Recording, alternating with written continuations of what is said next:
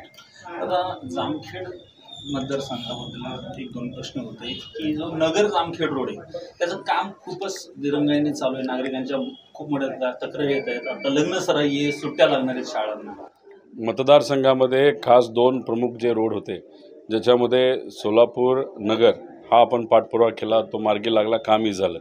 त्याच्याचबरोबर जामखेड ते आपला श्रीगोंदा तोही रोड प्रलंबित होता, तो आपण मार्गी लावला। जामखेड शहर ते बीड बॉर्डर तोही मार्गी लावला। आता राहिला प्रश्न जामखेडपासून नगरपर्यंत, त्याबद्दलचा फॉलोअप चालला आहे। निधी पडला आहे पण काम कॉन्ट्रॅक्टर स्लो करतं, त्याबद्दलची बैठक ही अधिकाऱ्यांबरोबर घेतली होती, चर्चाही झाली होती। हे करूनसुद्धा खूप काम स्लो चाललं आहे आणि एक टप्पा झाला की दुसरा टप्पा खराब होतो, तो नीट केला की पहिला टप्पा खराब होतो। त्यामुळे आम्ही त्यांना सांगतो एका टप्प्यातच पूर्ण लांबी तुम्ही घ्यावी। आता त्याबद्दल एक प्रस्ताव हा गडकरी साहेबांना पाठवलेला आहे। आता त्यावेळेस कोण मंत्री असतात, कारण सत्ता तर BJPची येणार नाही, ते आपल्याला बघून तो नक्कीच मार्गी लावण्याचा प्रयत्न करू।